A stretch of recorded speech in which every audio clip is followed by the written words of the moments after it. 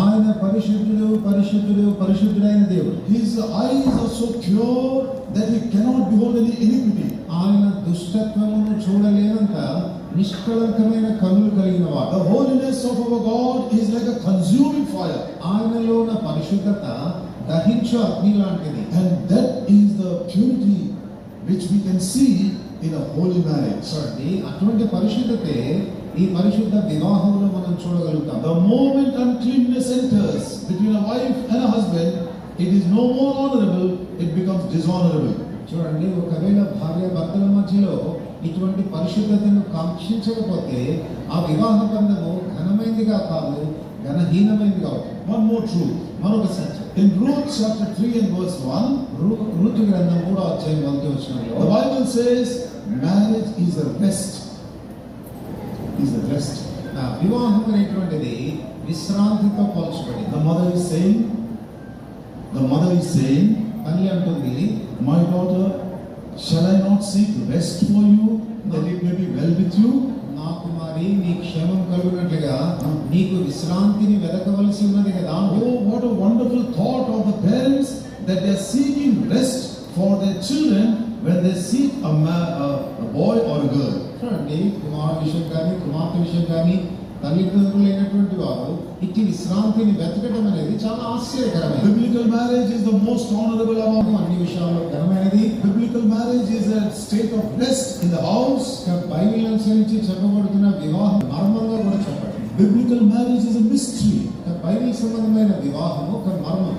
And it is a mystery what they have to reveal through their family union. చూడండి, వారి వివాహ బంధం ద్వారా ఈ మర్మం అనేది బయలుపరచబడుతూ వస్తుంది. They have to reveal the mystery of the mystical relationship between Christ and the church. క్రీస్తుకు సంఘానికి ఉన్నటువంటి ఆ అద్భుతమైనటువంటి బంధాన్ని వీరి వివాహ జీవితం ద్వారా బయలుపరచబడాల్సింది. I want to remind Suresh and Sharon, is it not humbling that of all the people God has chosen you to reveal the mystery of the relationship between church and Christ? సహోదరి కూడా నేను ఇచ్చేటువంటి హెచ్చరిక ఏంటంటే వారి ఇరువురికి కూడా ఎవరికి ఇవ్వని గొప్ప ఆధిక్యత ఇవ్వబడుతుంది. అదేంటంటే పరమ దేవునికి తన బతుకున్నటువంటి బాంధవ్యాన్ని బయలుపరిచేటువంటి ఆ ధన్యత. And also biblical marriage is a covenant relationship. తర్వాత బైబిల్ సంబంధమైన వివాహము నిబంధనతో కూడిన బంధం. A covenant because they have sacrificed. చూడండి, నిబంధన అని చెప్తున్నప్పుడు అక్కడ సమర్పణ అనేది ఉంది. They have sacrificed their will first to God, మొట్టమొదటిగా వారి యొక్క చిత్తాన్ని దేవునికి సమర్పించారు. and then they are submitting their will to each other. తర్వాత వారి చిత్తాన్ని ఒకరికొకరు లోపరుచుకుంటున్నారు. What a wonderful marriage this is. చూడండి, ఎంత అద్భుతమైన వివాహం ఇది.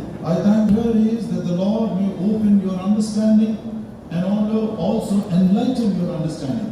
దేవుడు మీ గ్రాహ్యాన్ని వెలిగించాలని, ఈ వెలిగింపు మీకు ఇవ్వాలని నేను ప్రార్థిస్తూ ఉన్నాను. Some of you may be thinking that Jesus is the God of the Christians. మీలో కొంతమంది యేసు ప్రభు అనగా క్రైస్తవుల దేవుడు అనుకుంటారు. Oh, that is the greatest deception which is going on in the world. ఈ లోకంలో జరుగుతున్న గొప్ప మోసంలో ఇది ఒక మోసం. What was the purpose Jesus Christ came into the world? యేసుక్రీస్తు ప్రభువారు ఈ లోకానికి అవతరించుటలో ఉన్న ఉద్దేశం ఏంటి? I will read a portion from the book of John chapter 12. యోహాను సువార్త 12వ అధ్యాయం నుండి ఒక భాగం నేను చదువుతాను. John chapter 12 and verse 49.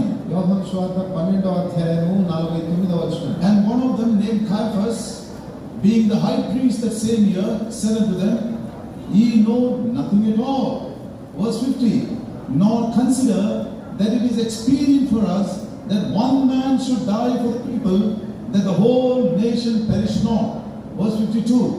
And not for that nation only, but that also he should gather together in one the children of God that was scattered abroad. మన జనమంతయు నశింపబడినట్లు ఆ మనుషులు ప్రజల కొరకు చనిపోట మీకు ఉపయుక్తమని మీరు ఆలోచించుకున్నారు అని వారితో చెప్పాను. తనంతట తానే ఇలాగ చెప్పలేదు కానీ ఆ సంవత్సరం ప్రధాన యాజకుడై ఉండను కనుక యేసు